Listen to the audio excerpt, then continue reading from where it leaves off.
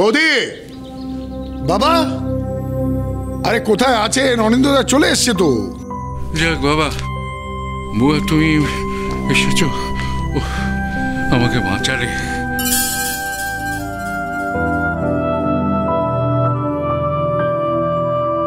হ্যাঁ গো উপল, রোহিত গিয়েছিল না? শুনেছিলাম তো তোমার সাথে গিয়েছো, সে ফিরলো না? হ্যাঁ বাবা, আমি আর রোহিতবাবু দুজনেই গেছিলাম, তবে আলাদা আলাদা গাড়িতে।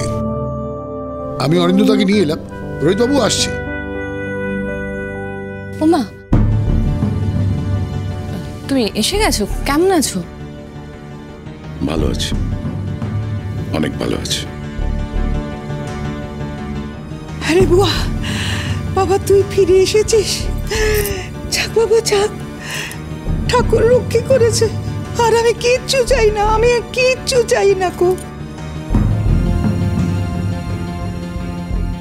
বাবা তুমি ঠিক আছো তো এখন? বাবা ভালো আছে তো তোমার শরীর? আমি তো বাড়ি ফিরে এসেছি, এখন কাঁদছিস কেন? দিঠি, এইভাবে একদম কান্নাকাটি করবে না। ডাক্তার কিন্তু ক্লিয়ারলি বলে দিয়েছে, বাবা কিন্তু কোনো ইমোশনাল স্ট্রেস নিতে পারবে না, ফলে শক্ত হও।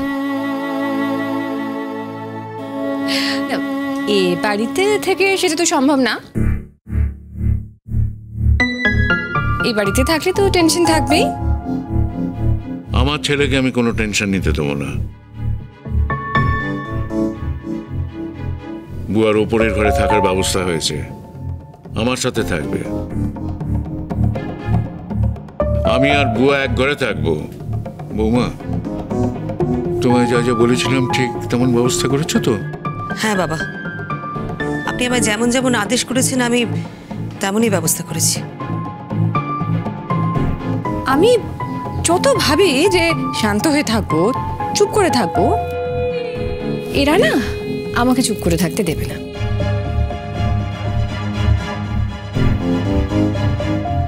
তুমি আমার হাজবেন্ড, এতদিন বাদে হসপিটাল থেকে ফিরলে, আর তুমি কোথায় থাকবে?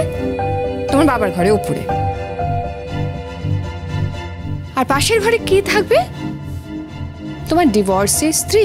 পাশের ঘরেই তো থাকবো জুন, এক ঘরে তো আর থাকবো না। তুমি এত ভয় পাচ্ছ কেন বলো তো? একটা কথা কেন ভুলে যাচ্ছ? একজন পুরুষ মানুষ যখন তার স্ত্রীকে ডিভোর্স করে দেন, তার প্রয়োজনীয়তা ফুরিয়ে গেছে বলেই তাকে ডিভোর্স করে দেন।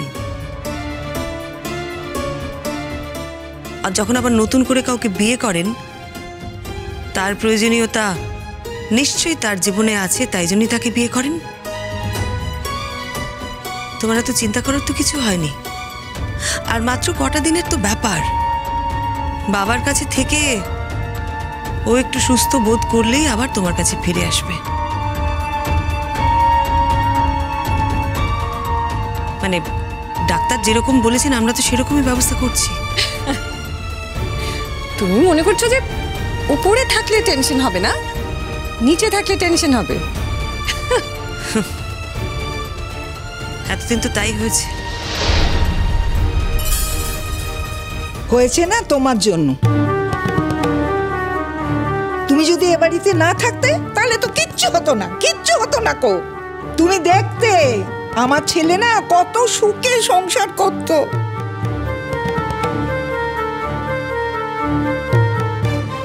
বাহ মাসিমা, শুরু করে দিয়েছেন।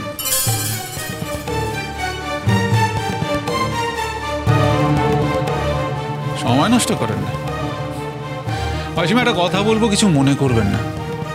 দেখুন, আপনি তো একজন মা। আপনার হাজার দোষ থাকলেও একটা বড় গুণ আছে, সেটা হচ্ছে আপনি আপনার সন্তানদের খুব ভালোবাসেন, বিশেষ করে আপনার ছেলেকে। তা সেই ছেলের স্বার্থেই বলছি আপনাকে, ডাক্তার যা বলেছেন সেটা হলো এই যে অনিন্দবাবু যা যা হয়েছে সব কিন্তু উত্তেজনা থেকে হয়েছে, টেনশন থেকে হয়েছে। তাই একটা রিকোয়েস্ট আপনাদের সকলের কাছে, ওনাকে কয়েকদিন কিন্তু এইসব টেনশন উত্তেজনা থেকে একটু দূরে রাখতে হবে। এটা করতে পারবেন কি? আর মাসিমা, ডাক্তারবাবু কিন্তু এও বলেছেন যে অনিন্দ্যবাবুকে একটু কাম অ্যান্ড কোয়াইট পরিবেশে রাখতে হবে। এইগুলো কিন্তু আপনাদের সকলকেই করতে হবে। আর তাছাড়া অনিন্দ্যবাবু তো মেসোমশাইয়েরও ছেলে।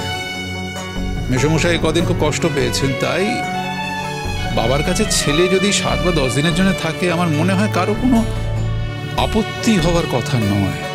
অনিন্দ, তুমি আমাকে বলো, তুমি উপরে থাকবে? হ্যাঁ থাকবে, পাপা ওপরে থাকবে। পাপার ওপর শুধু তোমার একার অধিকার নেই। পাপা আমার দাদু ভাইয়ের ছেলে, আমাদের অধিকার আছে। পাপা ওপরে থাকবে। ঠিক, ওটা অনিন্দ্যবাবুর উপরে আমরা ছেড়ে দিই, উনি ডিসাইড করুন। কি অনিন্দ্যবাবু? না ম্যাডাম, আমি একটা জিনিসই বুঝতে পারছি, একটা মানুষ যদি 7-10 দিন একটু শান্তিতে থাকতে চায়, একটু ভালো করে থাকতে চায়, সেটা আপনার পোষাবে না? মানে সেই অনুমতিটুকু আপনি দেবেন না? কি মানুষ আমি আজ অব্দি আপনাকে চিনতেই পারলাম না, বুঝতেই পারলাম না।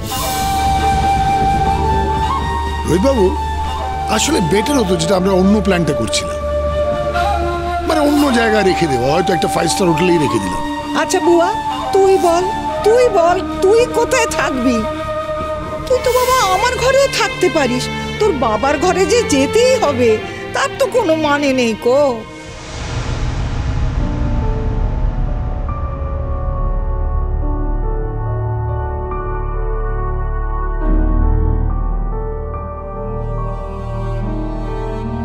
কিরে, ডক্টর কি বললো? কি হলো, কি বললো? Report positive. হ্যাঁ হ্যাঁ, করোনা পজিটিভ। ওকে আইসোলেশনে রাখা হয়েছে, আমাদেরকে হোম কোয়ারেন্টাইনে থাকতে বলেছে। তাহলে ওর দেখাশোনা কি করবে? দেখ, কোনো ফিক্সড রুল তো নেই, ইনফ্যাক্ট কারোর কিছু করারও নেই। ম্যাক্সিমাম তুই ফোন করে খবর নিতে পারিস, আমিও চেষ্টা করবো নেওয়ার। প্রত্যুষ, তুইও তো আমাদের সঙ্গে ছিলি, মানে তুই তো সংকল্পকে এখানে নিয়ে এসেছিস, সেক্ষেত্রে তো তোকেও। হ্যাঁ, আমাকে টেস্ট করাতে হবে। যদি রিপোর্ট পজিটিভ হয় তাহলে আমাকেও আইসোলেশনে থাকতে হবে, আর যদি না হয় তাহলে আমিও ছোটাছুটি করতে পারবো। সত্যি কিছু না হলে আমিও ছোটাছুটি করতে পারবো। হ্যাঁ পারিস, কিন্তু আমাদের কিছু হয়েছে কি হয়নি সেটা বুঝতে 14 দিন লাগবে, তার আগে তো বোঝা যাবে না। আর এটা তো জেতাজিতির প্রশ্ন নয়। দেখ, তুই যেরকম সংকল্পের জন্য কনসার্ন, আমিও কিন্তু কনসার্ন, সেটা নিশ্চয়ই এতদিনে তুই বুঝতে পেরেছিস। এখন কি একবার ওর সঙ্গে দেখা করা যাবে? না, বিষয়টা আমার হাতে নেই, অথরিটি পারমিশন দেবে না। বুঝতেই পারছিস, খুব ইনফেকশাস ডিজিজ, আর এই রুলটা কিন্তু সবাইকার জন্যই সমান। তাই প্লিজ দেখা করার চেষ্টা করিস না। অসুখটা সত্যি খুব খারাপ। হ্যাঁ, সত্যি খুব খারাপ, এমনকি মৃত্যু পর্যন্ত হতে পারে। এইভাবে বলছিস কেন? বলছি তার কারণ আছে। কি কারণ? ওকে যেদিন অ্যাডমিট করায় ওর ফোনটা ঘটনাচক্রে আমার কাছে ছিল, সেই জন্য তোকে বারবার জিজ্ঞাসা করছিলাম ওর কোনো বন্ধুর নাম্বার তোর কাছে আছে নাকি। দেখ, আমি তোকে আগেই বলেছি ওর কোনো বন্ধুর নাম্বার আমার কাছে নেই, আর থাকার কথাও নয়। ওর বন্ধু বান্ধবের সাথে আমি জাস্ট ক্যাজুয়ালি দেখা করছি, খুব ইনফর্মাল দেখাশোনা হয়েছে। আর ওদের নাম্বার আমার কাছে কেন থাকবে? আমি ওদের কাউকে মনে রাখিনি, আর মনে রাখতে চাইও নি। কোনো বন্ধুর নাম্বার থাকলে তোর জন্য সেটা সুবিধা হতো, এখন মনে হচ্ছে না? আমি কি করে বুঝবো ওর এরকম একটা কঠিন অসুখ হবে? আর ওর বাড়ির লোকেদের তো খবর দিয়েছি, ওর বাড়ির লোকেরা আমাকেই ব্লেম দিচ্ছে। অর্ণা প্লিজ, এখন এসব কথা ভেবে সময় নষ্ট করিস না। ব্লেম করছে, নিশ্চয়ই ব্লেম করার কারণ আছে বলেই করছে। তোর সাথে ওর সম্পর্কটা কিরকম সেটা তো কারোর কাছে চাপা ছিল না, আর এটা একদিন যে তোদের ডিভোর্স হতো সেটাও সবাই জানতো। আর এত কিছুর পরেও তোকে যেভাবে প্রোটেক্ট করেছে সেটা হয়তো অনেকে মেনে নিতে পারেনি, খুব সাধারণ ব্যাপার সেটা।